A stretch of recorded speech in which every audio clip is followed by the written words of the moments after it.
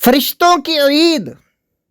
حضرت سیدنا امام ابو حامد محمد بن محمد غزالی رحمۃ اللہ علیہ لکھتے ہیں، کہا گیا ہے کہ آسمان کے فرشتوں کے لیے 2 راتیں عید اور خوشی کی ہیں، جیسے دنیا میں مسلمانوں کے لیے 2 عید کے دن ہیں، 15 شعبان کی رات اور لیلۃ القدر۔ یہ فرشتوں کی عید کی راتیں ہیں۔ سال بھر کے گناہوں کا کفارہ۔ حضرت امام تقی الدین سبکی شافعی رحمۃ اللہ علیہ اپنی تفسیر میں فرماتے ہیں، یہ رات سال بھر کے گناہوں کا کفارہ بنتی ہے۔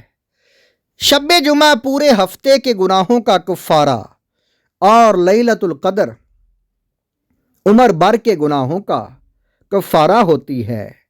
یعنی ان راتوں میں اللہ پاک کی عبادت کرنا اور یاد الہی میں ساری رات جاگ کر گزار دینا گناہوں کے کفارہ کا سبب ہوتا ہے۔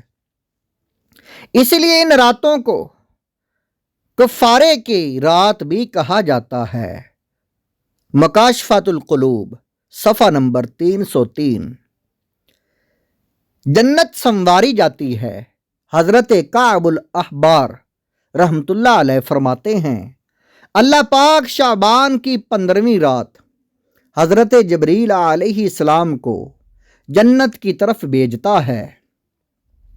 وہ جنت کو آراستہ ہونے کا حکم دیتے ہیں اور فرماتے ہیں، اللہ پاک نے تیری اس رات میں آسمانوں کے ستاروں، دنیاوی دنوں اور راتوں، درختوں کے پتوں، پہاڑوں کے وزن اور ریت کے ذروں کے برابر لوگوں کو جہنم سے آزاد فرما دیا ہے۔ ماذا فی شعبان صفحہ نمبر 87۔ صف ماتم اٹھے خالی، ہو زندہ ٹوٹے زنجیریں۔ صف ماتم اٹھے خالی، ہو زندہ ٹوٹے زنجیریں۔ گناہگاروں چلو مولا نے در کھولا ہے جنت کا۔ صلو علی الحبیب صلی اللہ علی محمد۔ شب برات اور پیارے نبی صلی اللہ علیہ وآلہ وسلم کی عبادات۔ پیارے اسلامی بھائیوں، ہمارے پیارے نبی صلی اللہ علیہ وآلہ وسلم شب برات میں مختلف مقامات پر مختلف انداز میں عبادت فرمایا کرتے تھے، جیسا کہ حضرت بی بی عائشہ صدیقہ رضی اللہ عنہا فرماتی ہیں، رسول اللہ صلی اللہ علیہ وآلہ وسلم کھڑے ہو کر اور بیٹھ کر مسلسل نماز پڑھتے رہے، یہاں تک کہ صبح ہو گئی۔ صبح تک حضور اکرم صلی اللہ علیہ وآلہ وسلم کے مبارک قدم سوج گئے۔ آپ صلی اللہ علیہ وسلم کے مبارک قدم سوج گئے تھے، چنانچہ میں آپ صلی اللہ علیہ وآلہ وسلم کے قدم مبارک دبانے لگی۔ حضرت عائشہ صدیقہ نبی پاک صلی اللہ علیہ وسلم کے قدم مبارک آپ دبانے لگی۔ یہ حدیث پاک الدعوات الکبیر جلد نمبر 2 صفحہ نمبر 145 اور حدیث نمبر 530 ہے۔